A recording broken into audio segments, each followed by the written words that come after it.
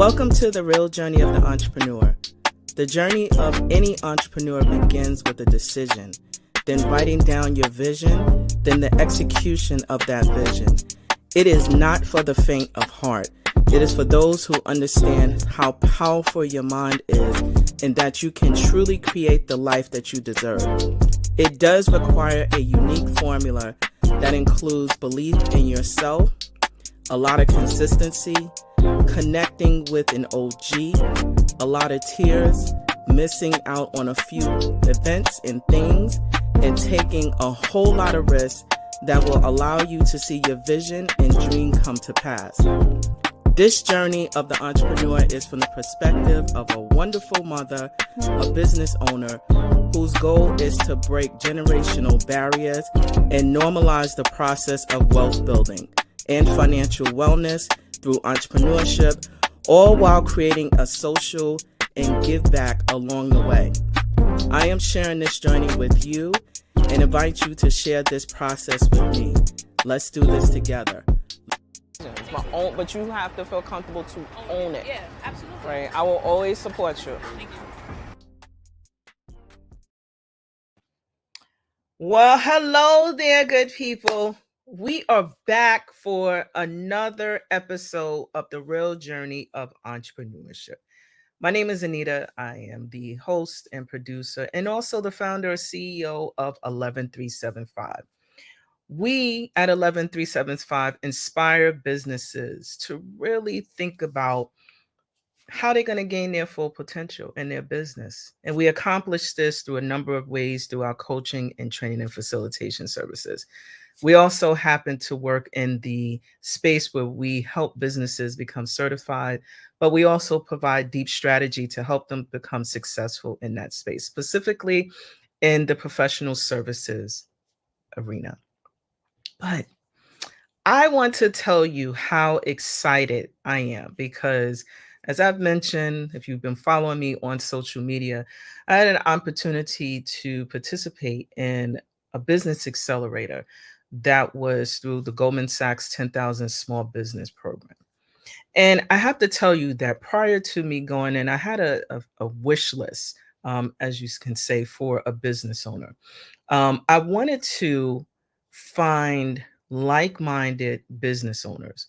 We don't have to do the same thing, but we're in business and we are attempting to figure out how we can make impact and also grow our businesses through the work that we are doing. And I have to tell you that my cohort 40, I'm going to keep saying this, it is probably one of the best. XL was the largest up to that date. And I have to tell you that my wish list has been answered. I discovered that I am now a part of a tribe of thriving, growing business owners who are committed to making change in deep waves within this space, but also creating opportunities for others to be able to support us in our business goals and dreams. And I have to tell you that my next guest is no different. First of all, let's talk about the fact that I now know an architect. I didn't have anyone that I knew that was an architect. And also have worked on spaces and buildings that I was inside of. Let's talk about that. But not only that, just so happens to be a woman architect. So let's talk about what we're going to talk about today. You're going to meet Ritu, but I'm going to tell you that there's some things that is going to be shared that will help us to understand that what it means to be not only a woman in business, not only a mother in business, but also really understand this concept being an architect in a space that's predominantly dominated by men. So I'm going to put a pause on what I got to say, because when you meet Ritu, you're going to understand the importance of making space, creating impact, and just being a really amazing being. Come on, Ritu. Come on. Come right on. Come on. Anita, that was an introduction. Oh my God, you said it all. Thank you so much. Uh, Good to see everyone. So we're done with the conversation since I said no, we're not. We're just getting started. Yeah, let's do So it. Fantastic. Looking forward to it. But that was a great introduction. One of the best I have ever gotten. thank you. But it's true. So I know that I do not do the guest justice by I do like a very high level intro. Ritu, please tell us who you are, what you do now, and how you're making impact through your agency. Well, good question. Thank you. So, I'm Ritu Saheb. I'm the founder of architectural firm Saheb Architecture. We are based in Midtown Manhattan and we focus on renovations primarily in the residential space, which is apartments, townhouses, apartment buildings, plus in the institutional space, which is very varied, like cultural, educational, medical, childcare, and so on. So that's on the business side. Shall I mention the things on the personal side? Absolutely. Okay. I'm an immigrant, probably like a lot of listeners of this podcast. I arrived in this country by myself as a full grown adult of 25. I'm a mother, currently an empty nester, yes. And I'm a hobbyist, continuing the hobbies that we New Yorkers like to engage in. And I'm a business owner, as I've mentioned before. So that gives you a full picture of who I am. Now, when you started your architecture firm, how long ago was that? So, as we were informally discussing, the first version was when I was in fourth year architectural school. This is Mm. going to give away my age, in 1991, doing what I'm doing now at a smaller scale. I was a project manager in my own business, managing design and construction jobs for second homes and some warehouse facilities in Mumbai and out of Mumbai in India. This current version, it has been through many different versions in two different countries through the ups and downs of life. And this current version I established almost at the end of 2015. So it's about 8 years old. Same age as my kid. How about that? Yay. Oh, wow. I'll never forget that. Yes. Now, for those who are not familiar about what as an architect, what does that mean? What do you do? And comma and right, the comma and how does that connect to being in the construction space? So, yes, we all are in built spaces, right? We use apartments, we use offices, we are out there in playgrounds. These are all built spaces. Someone had to think them up, someone had to design them on paper most of the time, and then someone came and constructed that. That's what we do. So most of the stuff, most of the raw land is gone. We mostly have built spaces. So we either demolish an existing building or a space like a playground and put something new on it, or we renovate something that exists. So that's what we do as an architect. To make it more concrete for you, I am currently helping a daycare owner. She has rented a retail space in Bronx, then she's renting another office space in Bronx. So first is retail as in a store, the second is an office. We are redesigning this space for it to be a daycare center. The first space for about 25 children, the second space for about 75. So that's one of the jobs that we're doing. So we redesign spaces that exist or buildings that exist. We do additions. We work not only on the inside, we work on the inside and outside. There's tons of applications. There's the design, and then there's the filing with the building department. There's getting construction done. So we participate in all of those phases, bringing a space together. Wow. So that your work as an architect does it require you to know how to draw? Do you have to know math? Like, what are the skill sets that you need to know in order to do what you do? People ask me all the time, even though I am good at math, all you require is basic math. And yes, you do have to go to architectural school, which is where they teach you how to make what they currently call blueprints, right? They are not blue anymore, but they are building drawings. That's a training you will go through. Mhm. You do not have to be particularly good at drawing. You need not be good at sketching. You must have an interest. So you should have the spatial knowledge, the connection between a 2D plan and a 3D, or imagining a space which doesn't exist in your head. That's all part of the training. So first thing would be, I would say should have an interest. And construction, again, how a wall is put together. How does a plumbing pipe go behind the wall? Is this 10-story building going to be able to stand up? What structure do I need? That all comes from training. So that's why the training is pretty rigorous in this field.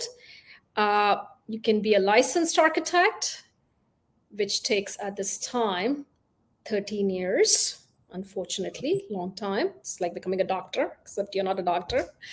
Or if you're an licensed architect, which is, you can do most of the stuff. If you're some things you can do, or you'd hire a licensed architect for your business, that is architectural school, and then just your general practice in the real world. So that's probably like 5-6 years, I would say. Hmm.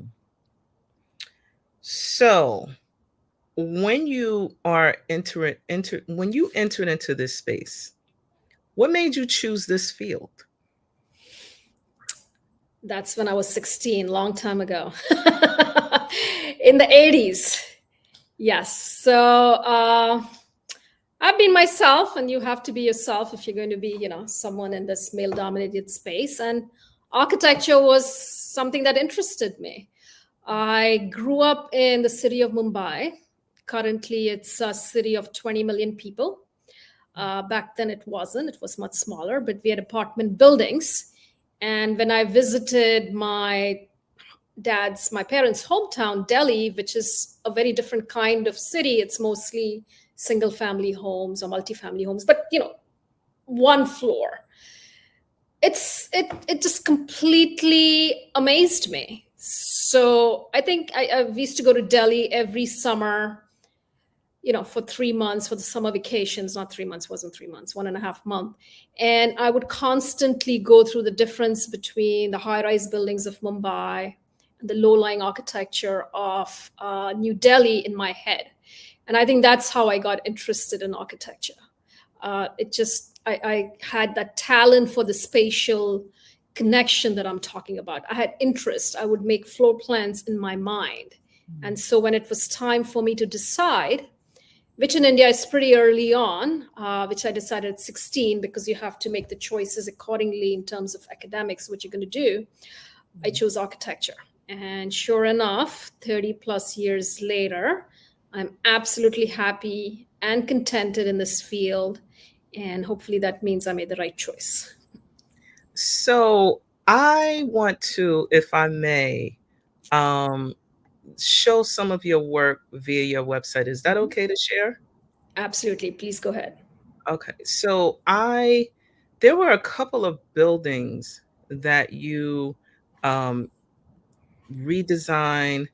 And I'm like, and when you mentioned that, even the one that you presented in our cohort, I was like, I know that building, but you're not really thinking about what goes into specifically that work. So this is just a few of your projects that you have, and you can definitely check out the information, the designs, and the before and after on the website, which we're going to be sharing later. Did you have any favorite um, projects that you worked on? And what that looked like specifically for budget, being over, under. Was there any that you can describe? Sure. So if you're live on the website and you click on institutional, Okay. you would see the building that I worked on, which is my favorite building because it's so complicated. It's one on the left, and that's the building you said you have been in. Yep. It is Union Temple, and the photo right below it is the auditorium, which we made possible in Union Temple.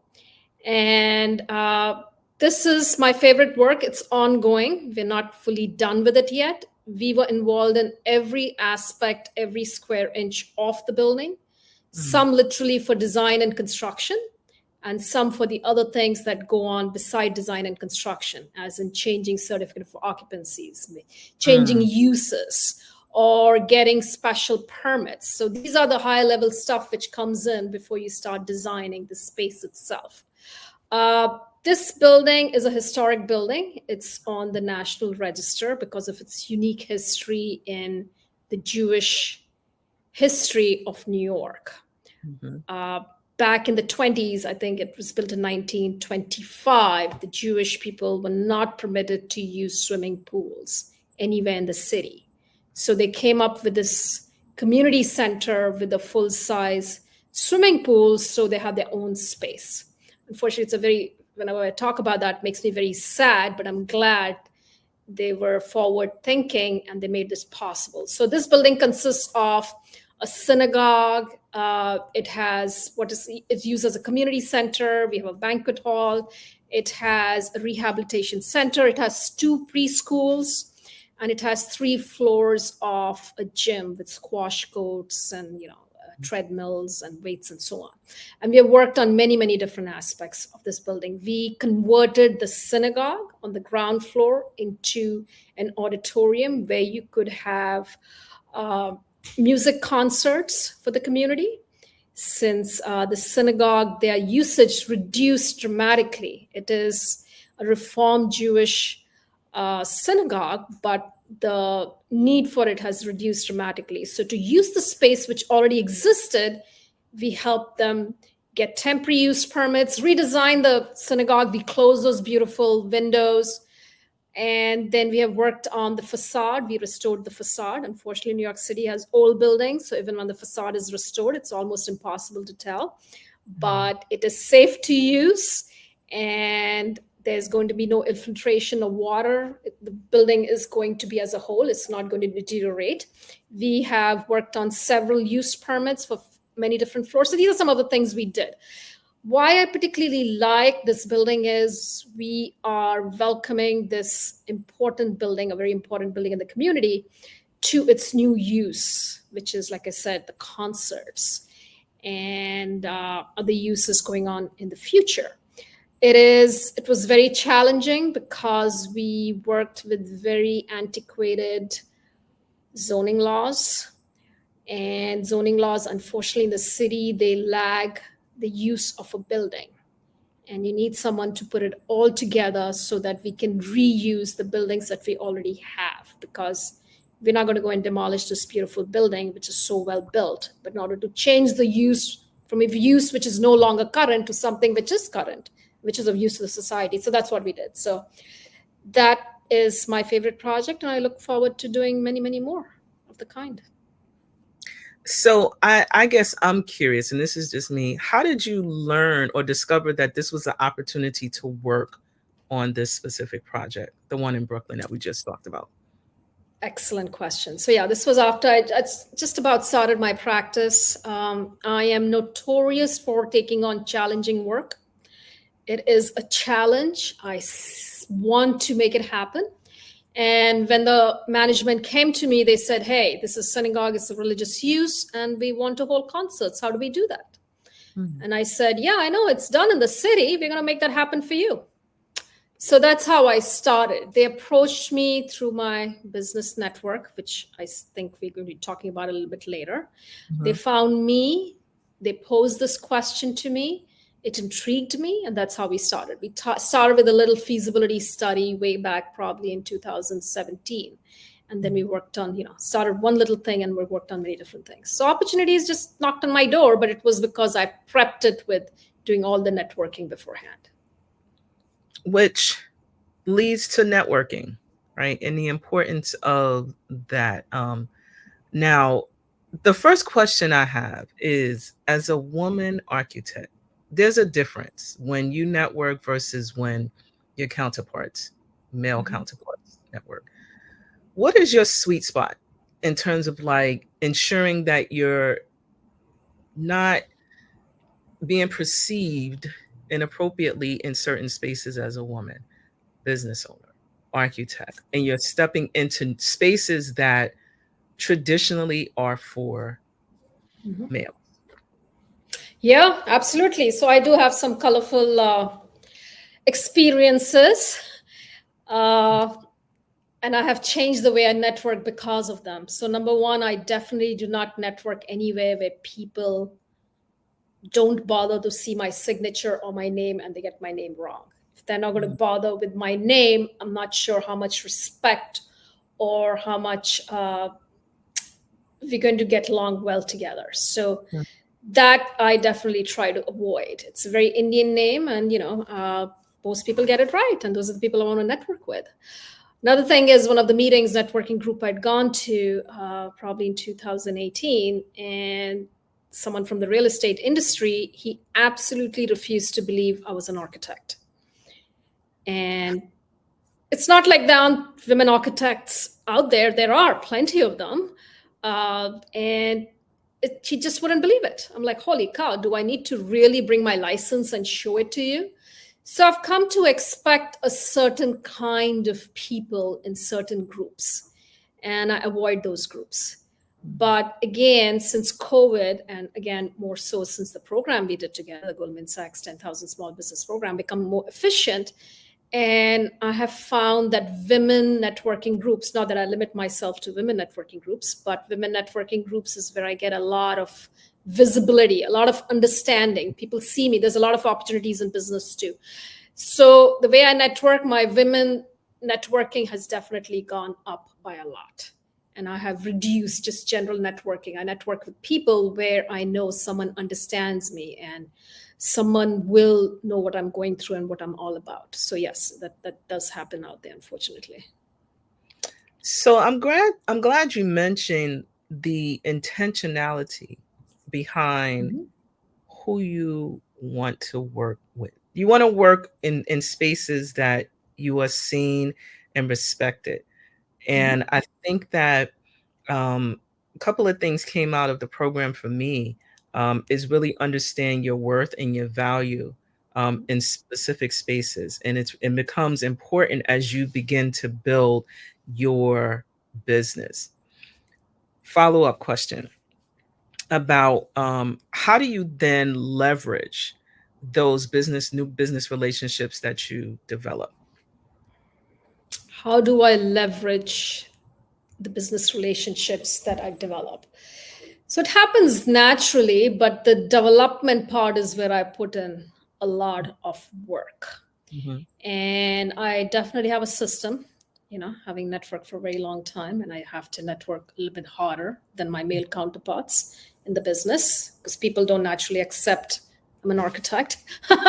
So there's a lot of follow up involved for sure. When I meet people, I don't rush out to follow up with everybody, but I pick and choose who I want to follow up with, the people that I feel I connect with, and people I can get along well with, people that I can help because it's a two-way relationship. If I help them, they can help me, which I'm big on the BNI, and that's their motto. It's givers gain. So you Mm, can't ask what is in it for me. The first step is giving them something that they want. It's mm, natural. They win, I win. And that has helped me a lot. I invite a lot of people to my networking groups as well. And Anita, you're going to be invited as well. A few of our classmates have already attended my networking meetings. So that helps me grow the relationship. Then it just naturally blossoms. I do a lot of coffees, a lot of lunches. People ask me for help. People are always reaching out. They're like, hey, I thought about this. What do you think? Or can you introduce me to a real estate agent? Or look, I'm just doing painting. Is it possible for for you to introduce me to someone? So people reach out to me. I am sure I be sure to respond to them. I have my mailing list, of course. Everybody ends up on my email newsletter. This way they know that I'm there. Then mm, I also do the old snail mail. So, and that one helps me stand out from the email newsletter because I get very small select number that I get a lot of business from. They get my printed newsletter, they open it up. It's very different from my email newsletter. It's a very customized thing. And they remember me. And this newsletter, which used to go out to 40 people, now goes out to 25. They are not allowed to forget me. They remember when they need an architect. They're like, oh, Ritu, yes, I kind of saw her name last month, the printed newsletter. People don't throw that stuff in the trash. They read it, or they at least peruse it. And that's how I get it. So that's how I grow. It's just networking in my different networks, keeping up with people. Party, you are my little party. I always love that. I love business. I love people who are doing stuff. So that's how I keep up with people. So you mentioned some really interesting marketing tools that are not of what I call the norm these days. And I like that you still use paper to mail, because people still read their mail at some point. At some Yep. point, they'll look at it. So I like that you shared that. Are there any other ways that you are? You mentioned a few, but are there any deeper ways that you engage your clients once you have secured them? And what does that relationship look like for them, for you?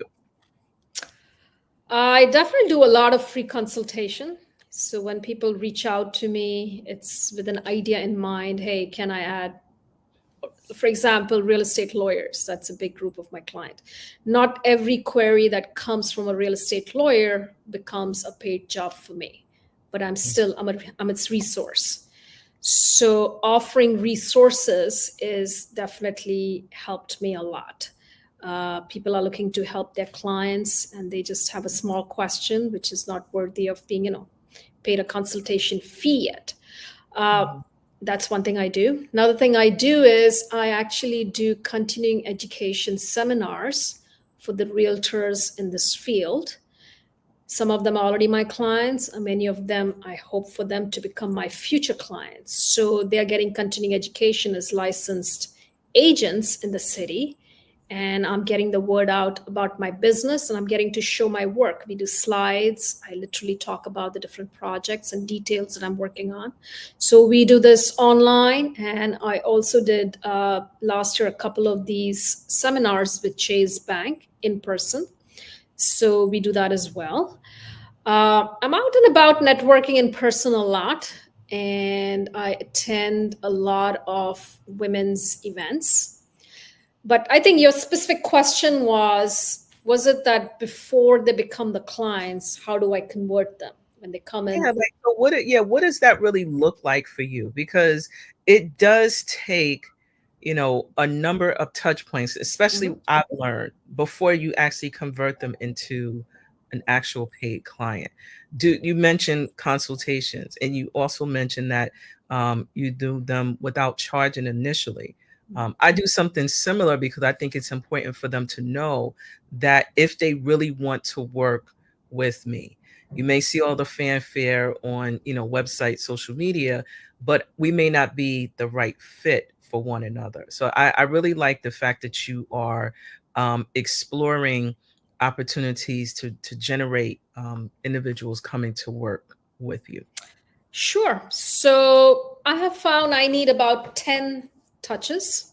Mm. And I have found my cycle is pretty long because this is about design and construction. And typically, the construction we undertake could be 300,000 to 500,000 to a million. In Union Temple, it was around 2 million. So it's not just the professional fees, but it's a construction cost. So it Mhm. takes about 12 months to close a client for me.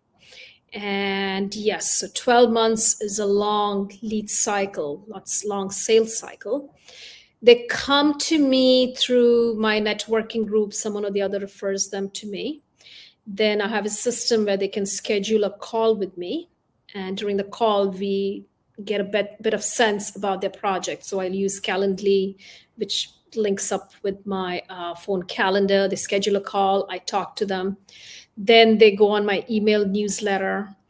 And when I talk to them, either it could be a free general consult at that point, or if there's something more to be done, I offered a very small consultation for a small amount to progress this, to move this client in the direction forward.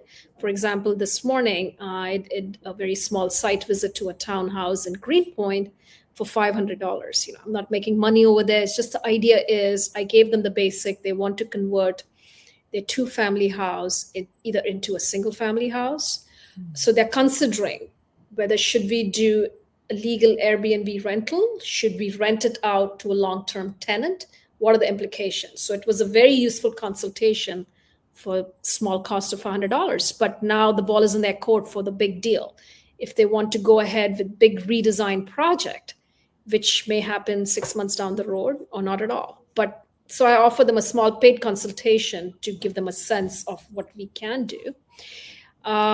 Then they just see me on the newsletter, and people do come back to me and they say, hey, yeah, I spoke to you 6 months ago, and I think I'm finally ready to begin. I have a lot of educational videos on Vimeo, and these are 2-minute videos. So with our current attention span, they just give you all the information you want.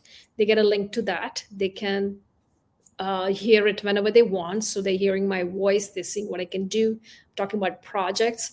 So these are all the different things I do to advance a client from the step they first come on my radar. If they don't come on my radar, they find all these things naturally through my website or Googling for me and so on. So there's tons of things out there online which people see before they approach me.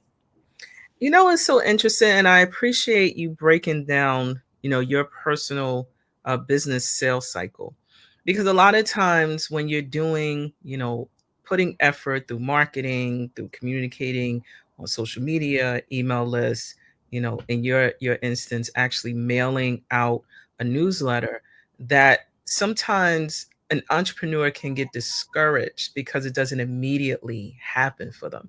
But you just shared that the conversion time may take 6 months or more, just to, and you have to do a number of touch bases.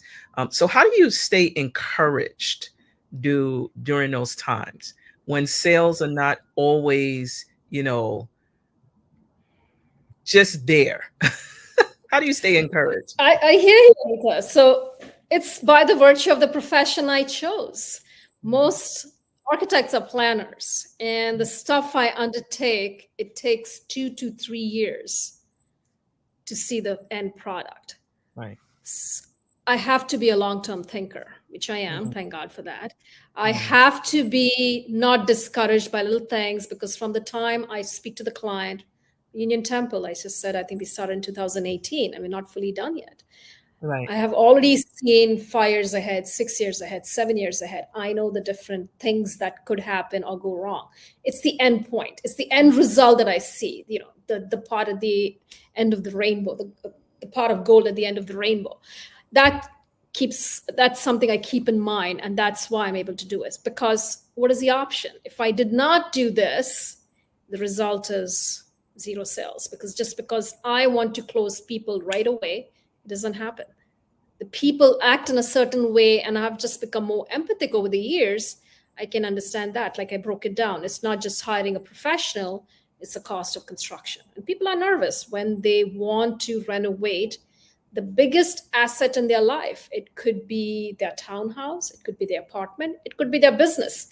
People, they literally throw in all their income to set up the business. They're hiring me to make the space for the business, and that is their biggest investment. Or in many times, investors. I work with real estate investors, developers, redevelopers, and their name is on the line. It's the first time they're doing it, the second time they're doing it. This is their biggest investment ever. So I can see the nervousness from their side, the hesitation. And it is really, designing in New York City is a very difficult job, getting the construction done. In spite of, you're seeing so much going around you. Right. If I started telling you stories about what goes on behind the scenes, it is a lot of work. It is a lot of work. So I am more empathic to the client, and I'm like, yeah, it takes 1 year. Here I am. I'm going to make it happen for you. If that's what you want to do, 1 year down the road, I am there. You will see me everywhere. You will feel that comfort in me. We have house portfolio, HOUZZ. We have testimonials there. You can go out there, read testimonials. Take your time, make your decision. So that is the best way I've found, by staying positive, and it has proven correct. Business is coming in. Mm-hmm. That's how I make it happen. Yeah, that's a great No one way. said this was easy.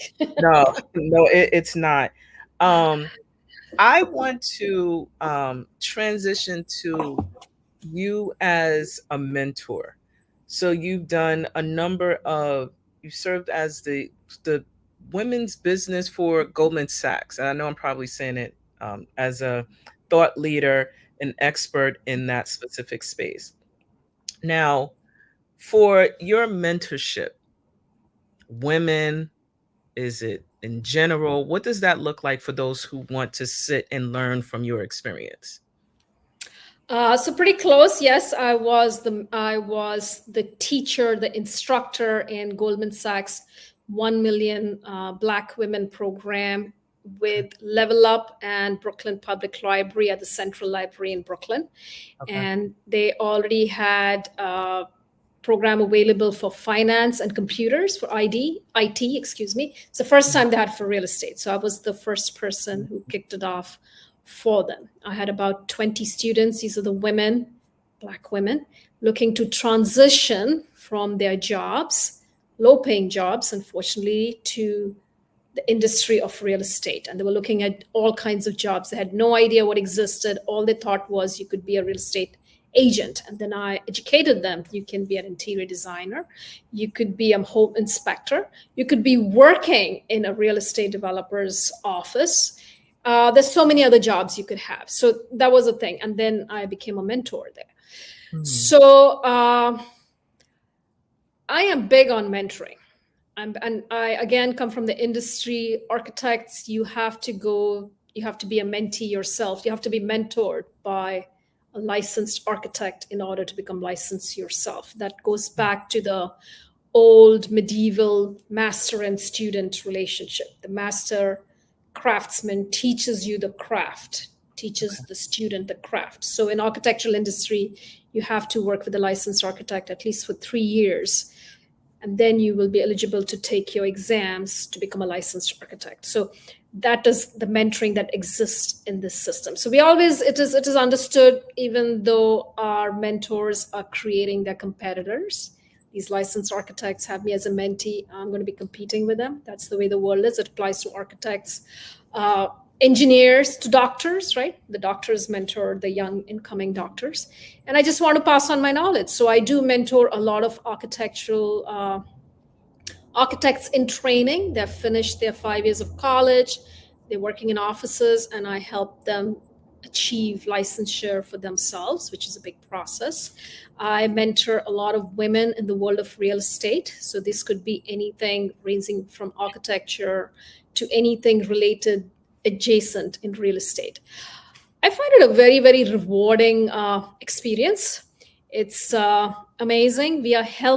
I'm helping these women, many case men, I have male mentees as well, be the best they can. I'm helping their dreams come true, just like I'm helping them with the businesses and the houses for the investors or the people that hire me as an architect. Their dreams through spaces come through. Yeah, I'm helping them through their profession, helping their dreams come through through their chosen profession. And the barrier to entry is pretty high in many of these fields. It's not very easy to get into. Mhm. I got in here because I wanted to get in, but of course, I did have mentors myself, and I'm just passing that on. And most of them, it's amazing to see how they rise up to the challenge and how they use this wealth of information and the encouragement I give them to, really make the best of it, to really fulfill their dreams in life. On the other hand, I myself still have a mentor. So I have a mentor from SCORE. Her name is Anne, and she's an engineer. She was an analyst with Chase Bank, and now she's retired, and she mentors full time. She's an amazing Mentor. When I got stuck last year, I felt like I needed a mentor and I reached out to her. And there are some other older women who have been through my age and my phase of business and they have risen above it. They mentor me as well. So it's both ways. I love being mentored because these are the things I would have not thought of. They definitely help me troubleshoot issues. And on the other hand, I like seeing others rise up, and that's why I like mentoring them. It's a chain, it's a circle of life, and I'm glad that I get to experience it both ways. So I like that you are not afraid to share that you one participate and receive mentoring. That's, because a lot of folks feel like they just made it and I've arrived and they've done all these phenomenal things, and I'm like, someone along the way helped you. Someone helped you, right, along the way. So you mentioned the circle of life in this, as you begin to close your statement, about mentoring, being mentored. um, if you did not have a mentor at this stage, or in the beginning, do you think that you would have accelerated your growth if you had a mentor early on? Or is it more beneficial now that you have a business established now? No, I've literally had a mentor since 1990. So except for, a few years I was out of the architectural business, I've always had a mentor. Mm. So I don't see myself being anywhere with other mentors. In fact, last year I felt stuck because the rise in interest rate had affected my business and I was almost on the verge of shutting down. And then I Mm. spoke to my husband, who is one of the board of advisors in my company, and he's an ex entrepreneur himself. He said, "You got to do something different." Sounds very easy, but I'm like, okay, maybe I should get a mentor out of the architectural industry. I should get a successful woman this time because most of my mentors have been male architects so far. And I said, okay, I'm going to change that. And yes, sure enough, and absolutely accelerated the growth for me from last year. So I won't say it was just in the beginning or just now. I felt it gives me a chance to grow. I get caught in a rut, and the mentor helps me get out of there. So I actually did the Goldman Sachs program. I managed to get in or get selected thanks to Anne because of the advice she gave me. So that would have not happened. I don't see myself I probably would have been somewhere, but maybe half of where I am uh, if I did not have mentors. I find it really crucial. So I would definitely advise people to seek out mentors, not only from their field, but could be from other fields as well. Like Anna has absolutely nothing to do with architecture, but she has such a great business sense. She has helped me tremendously. And I have some women who are in the world of real estate and they help me out. So in fact, at this time, I have no architect mentor that I have grown past, I find as of this time, but I have women from other fields who are helping me rise up, scale up in my business. So this is great. As we are wrapping up, are there some tips that you could share, based upon your wealth of experience, if someone wants to transition into this space where you are? What are your tips? Passion. If you don't have passion for the industry, unfortunately, at the first sign of trouble, you might back off. So you need passion. Architecture is a very, very difficult industry, more so for women. Men find it difficult too, but for women, it is twice as hard. Mm. Uh, it is really rewarding. I love participating in the built environment in New York City. I'm like, oh yeah, I helped with that building. I helped with that Mm. building. These people can then do that. I can walk around and physically see the space as opposed to someone who is in the world of stocks and bonds. They are doing the benefit, but maybe happening unseen elsewhere. I can see the results. First time when I did a bathroom way back in 96, I could not stop feeling proud of the tiny bathroom I did. So it's fantastic. I can go and see these space since I did that. So passion is what I would say. Passion, hard work. Just constantly keep stepping up, trying to do more and more every. Don't get comfortable if you want to grow. Uh, those are some of the tips I would give to a business owner. Okay, awesome. I'm writing notes, but you're speak up. I'm not typing fast enough. No. So, where can we find you online? Yes, so please definitely visit my website, www.sahebarchitecture.com. I think it's the base over here of the screen. Connect with me on LinkedIn. I love LinkedIn. I'm very active on LinkedIn. You're going to see what's going on. Email me. You can email me. I will put you in my newsletter. I'll talk to you. I'll invite you to my networking group. My email address is rSaheb@sahebarchitecture.com. Please mention you heard this podcast. You can find me if you Google me. As Anita mentioned, I have been interviewed a few times. There's a lot of videos I have out there. I have very colorful images. Nothing is personal. Everything out there is business.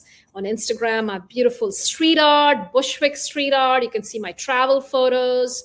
Uh, you can find me on Instagram. I have two different accounts.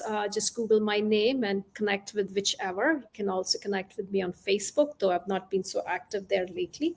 So, yeah, please find me in all these places. And so, yes, I am so excited to have interviewed you today. I think that sitting in class didn't really do you justice, and getting to know you outside of our cohort, because I'm going to make this statement again, just in case you all didn't know. Um, Cohort 40 XL is going to be making deep waves. So stay tuned and pay attention to what it is that we're doing within our businesses. Like, share, and follow us on the social platforms. And again, just support women-owned businesses. It's nothing wrong with, being intentional about where you spend your money. So, Ritu, I am so excited to have you here. Thank you so much. Please check out Ritu on the social platforms, and don't hesitate. Don't hesitate. Thank you so much, Ritu. Thank you, Anita. This was a great experience and it's been wonderful. Yes, please look out for cohort 40 XL. Here we come. Here we come. All right, take good care. Oh, but wait, how did I say? I got a couple of quick Yes, the rapid. rapid fire. Yes. How did I forget? I got so engulfed in the other stuff. So, do you prefer shoes or sneakers? Oh, shoes any day. Pizza or burgers? Doesn't matter if it's vegan or not. What's your preference? Burgers with real beef. Smoothie or ice cream? Neither, unfortunately. How do you maintain your overall wellness? Sleeping well, meditating when required, multivitamin for me, a lot of walking. It's 2 o'clock. I've already walked like 13,000 steps today. A lot of walking. New York City is built for walking. So, yeah. In 3 years, where are you going to take your business? You're going to see a lot of me out there on the billboards, on the names in front of the buildings, development. I'm going to have new development with me and some of my partners we're working on. So you're going to see those luxury housing, thanks to Ritu Saheb Architects. You heard it here first. In the cohort XL. Ritu, thank you so much. Sending you virtual kisses. I appreciate you. Thank you so much. Thanks, Anita. That was fun. So, okay, friends.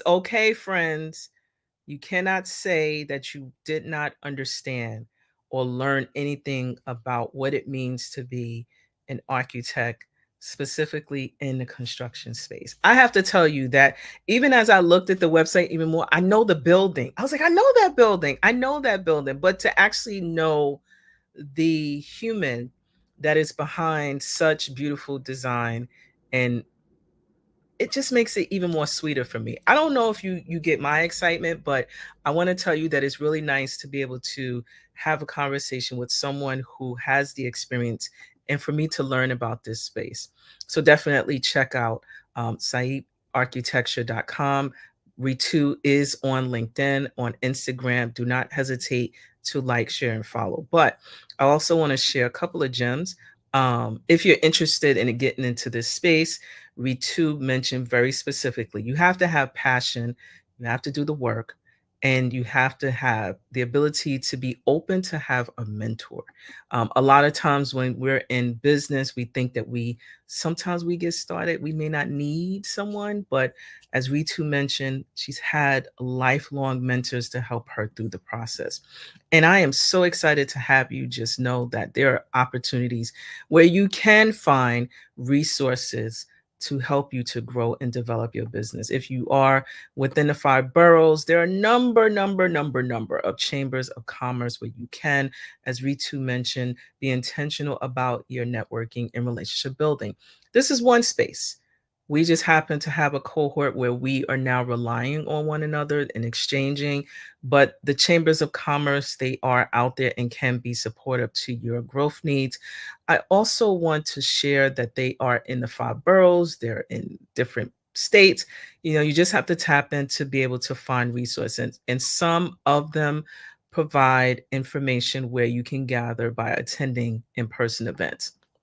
But I'm also going to share, if you're looking for some of our services, we're on the social platforms at 11375. We are here to help you to close some of that knowledge gap that you may need and experience within your space.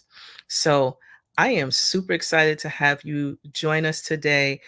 It was so good to really deeply unpack, what Ritu has going on in her space. So on that note, thank you for joining the real journey of the entrepreneurship.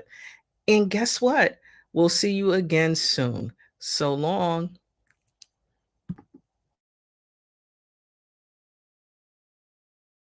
This week, I'm thinking about the importance of focus. Focusing on yourself, focusing on your business if you have one, just focusing on purpose. One of the things that I'm learning is that having focus is a requirement.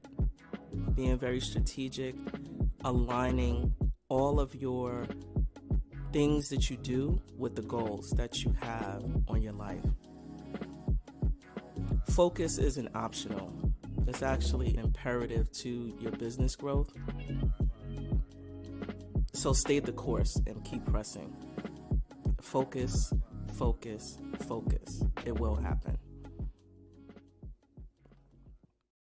Welcome to 11375. My name is Anita Pierce, and I am your Chief Experience Officer. At 11375, we offer strategic alignment solutions specific to you and your business goals, and also connecting everything with social impact. So if you are looking for a really amazing organization where we help you to focus your strategy and connecting it with social impact, please do not hesitate to reach out to us. We are on all the social platforms, and you can contact us at 11375.